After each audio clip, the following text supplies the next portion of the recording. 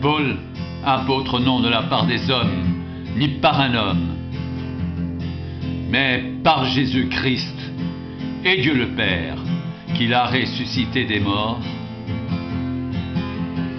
et tous les frères qui sont avec moi,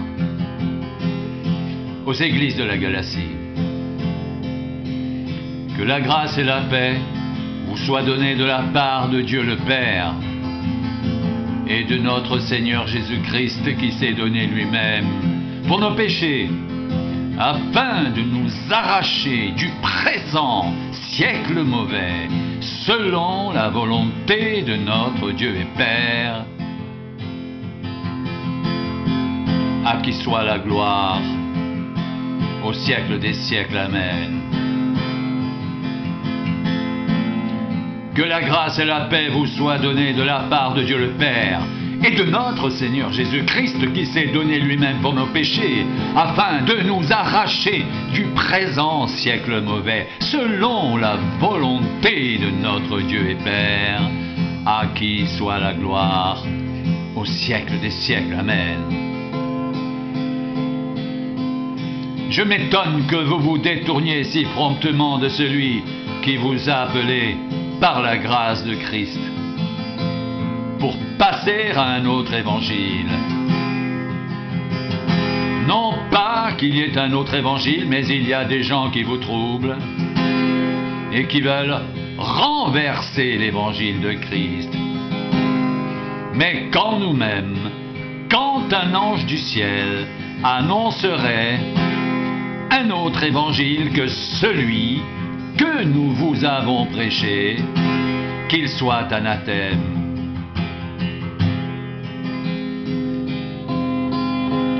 Nous l'avons dit précédemment, et je le répète à cette heure, si quelqu'un vous annonce un autre évangile que celui que vous avez reçu, qu'il soit anathème. Et maintenant, est-ce la faveur des hommes que je désire ou celle de Dieu ? Est-ce que je cherche à plaire aux hommes? Si je plaisais encore aux hommes, je ne serais pas serviteur de Christ. Je vous déclare, frères, que l'évangile qui a été annoncé par moi n'est pas de l'homme, car je ne l'ai ni reçu ni appris d'un homme, mais par une révélation de Jésus-Christ.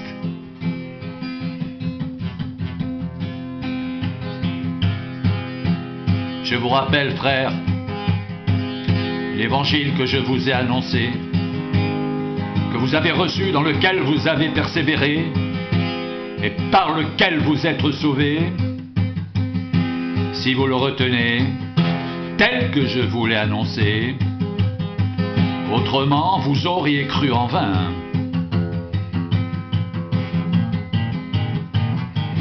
Je vous rappelle, frères, l'évangile que je vous ai annoncé, que vous avez reçu, dans lequel vous avez persévéré, par lequel vous êtes sauvés, si vous le retenez tel que je vous l'ai annoncé, autrement vous auriez cru en vain.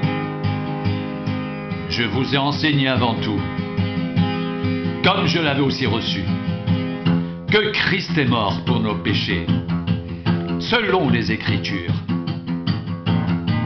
qu'il a été enseveli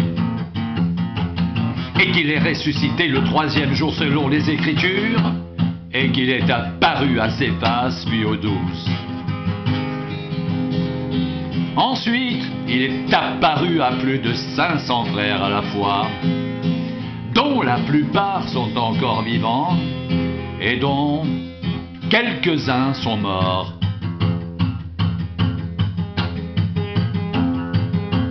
Ensuite, il est apparu à Jacques, puis à tous les apôtres.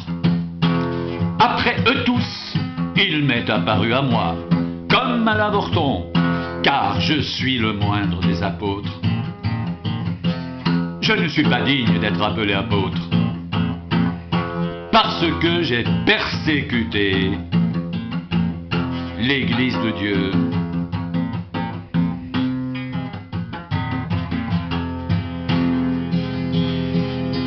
Par la grâce de Dieu, je suis ce que je suis. Et sa grâce envers moi n'a pas été vaine, loin de là. J'ai travaillé plus que tous, non pas moi toutefois, mais la grâce de Dieu qui est avec moi. Ainsi donc, que ce soit moi, que ce soit eux, voilà ce que nous prêchons, et c'est ce que vous avez cru.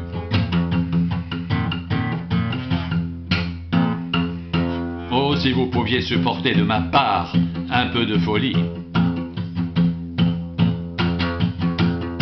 Mais vous me supportez, car je suis jaloux de vous, d'une jalousie de Dieu, parce que je vous ai fiancé un seul époux, pour vous présenter à Christ comme une vierge pure.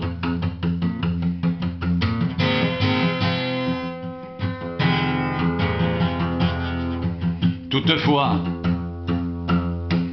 de même que le serpent séduisit Ève par sa ruse, je crains que vos pensées ne se corrompent et ne se détournent de la simplicité à l'égard de Christ. Car si quelqu'un vient vous prêcher un autre Jésus que celui que nous avons prêché, ou si vous recevez un autre esprit que celui que vous avez reçu, ou un autre évangile que celui que vous avez embrassé, vous le supportez fort bien.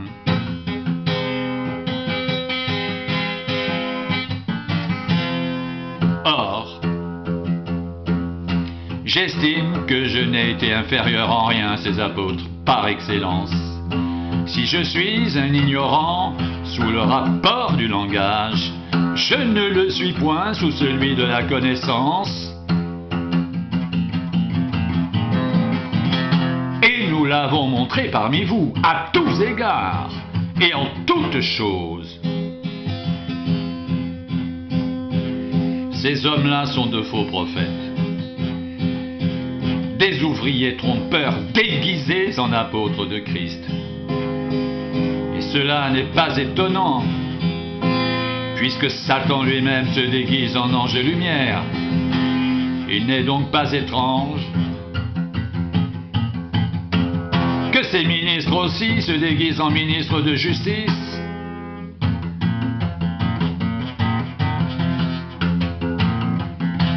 Leur fin sera selon leurs œuvres.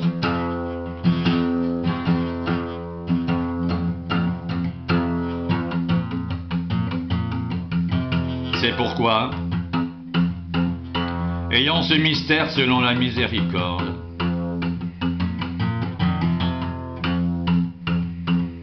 c'est pourquoi, ayant ce ministère selon la miséricorde qui nous a été faite, nous ne perdons pas courage. Nous rejetons les choses honteuses qui se font en secret. Nous n'avons point une conduite astucieuse et nous n'altérons point la parole de Dieu, mais en publiant la vérité, nous nous recommandons à toute conscience d'homme devant Dieu. Si notre évangile est encore voilé, il est voilé pour ceux qui périssent, pour les incrédules, dont le Dieu de ce siècle a aveuglé l'intelligence, afin qu'ils ne voient pas briller la splendeur de l'Évangile, de la gloire de Christ, qui est l'image de Dieu.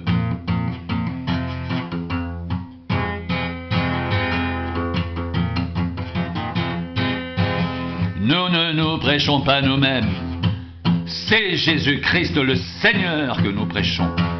Et nous nous disons vos serviteurs à cause de Jésus. Car Dieu qui a dit, la lumière brillera du sein des ténèbres. a fait briller la lumière dans nos cœurs pour faire resplendir la connaissance de la gloire de Dieu sur la face de Christ. Et nous portons ce trésor dans des vases de terre, afin que cette grande puissance soit attribuée à Dieu et non pas à nous.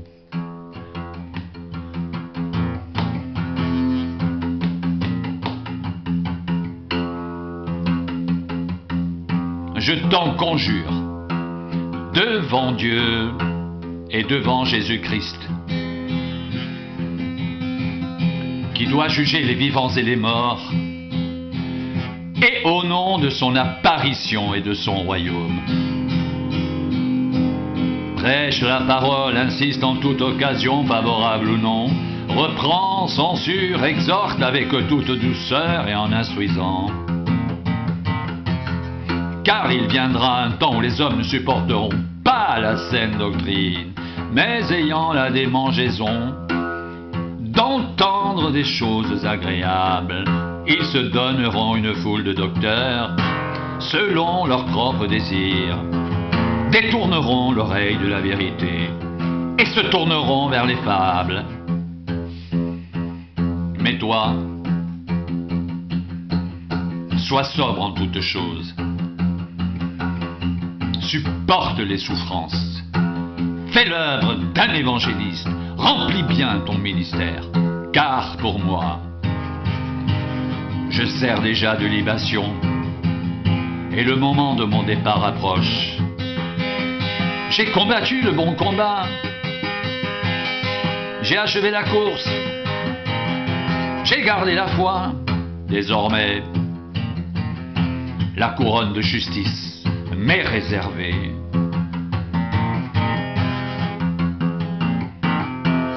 Le Seigneur, le juste juge, me la donnera dans ce jour-là, et non seulement à moi, mais encore à tous ceux qui auront aimé son avènement.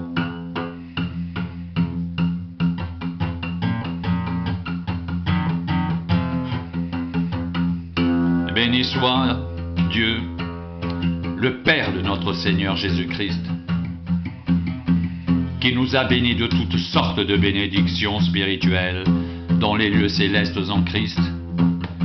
En lui, Dieu nous a élus avant la fondation du monde pour que nous soyons saints et irrépréhensibles devant lui, nous ayant prédestinés dans son amour à être ses enfants d'adoption par Jésus-Christ, selon le bon plaisir de sa volonté, à la louange de la gloire de sa grâce, qu'il nous a accordée en son bien-aimé.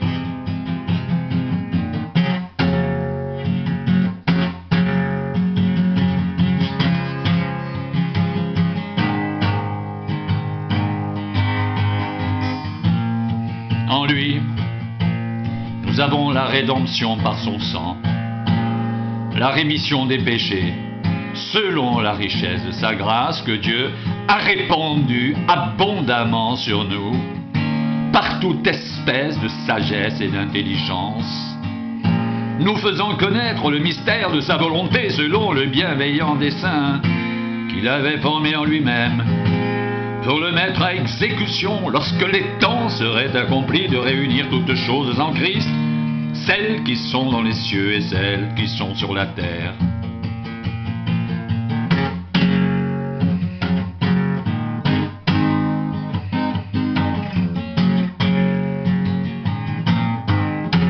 En lui, nous sommes aussi devenus héritiers, ayant été prédestinés, suivant la résolution de celui qui opère toutes choses, d'après le conseil de sa volonté, afin que nous servions à la louange de sa gloire, nous qui d'avance avons espéré en Christ.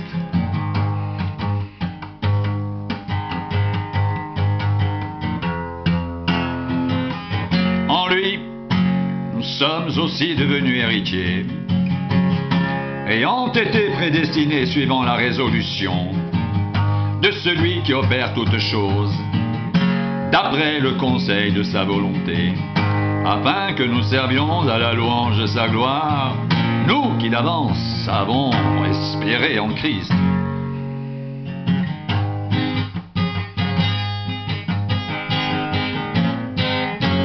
En lui, vous aussi, après avoir entendu la parole de la vérité, l'évangile de votre salut, en lui vous avez cru, et vous avez été scellés du Saint-Esprit qui avait été promis, lequel est un gage de notre héritage pour la rédemption de ce que Dieu s'est acquis à la louange de sa gloire.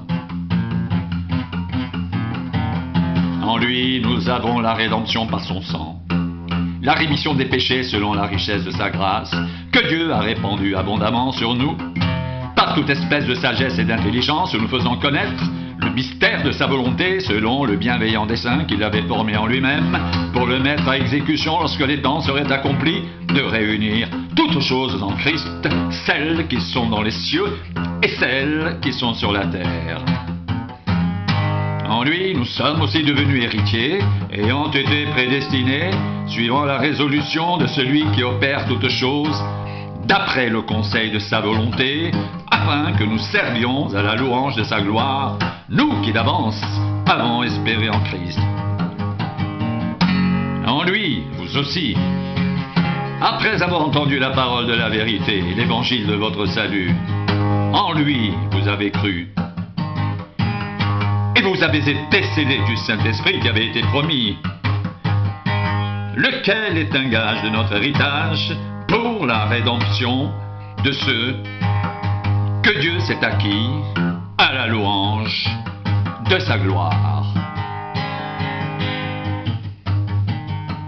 Béni soit Dieu le Père de notre Seigneur Jésus-Christ, qui nous a bénis de toutes sortes de bénédictions spirituelles dans les lieux célestes en Christ.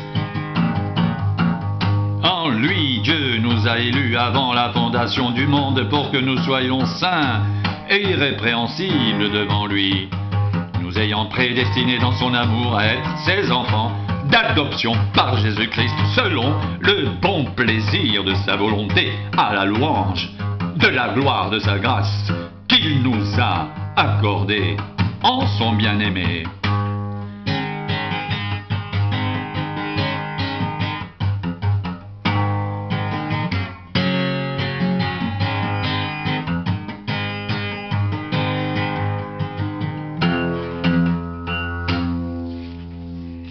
Bien-aimés,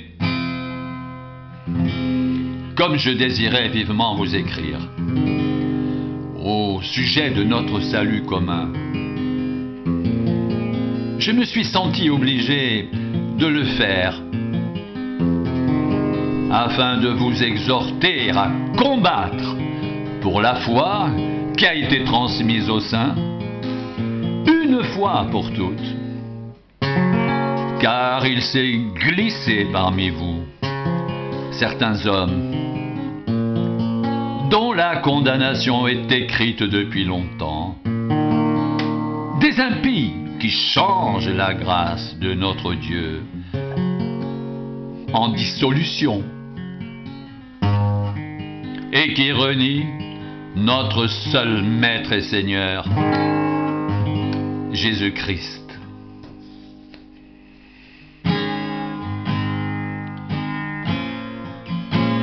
Bien-aimés,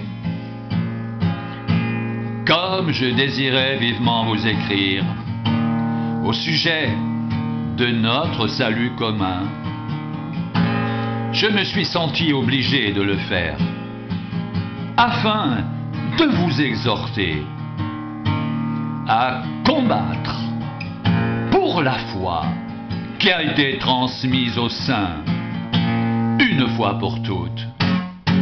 Car il s'est glissé parmi vous certaines personnes dont la condamnation est écrite depuis longtemps, des impies qui changent la grâce de notre Dieu en dissolution péché qui renie notre seul Maître et Seigneur, Jésus-Christ.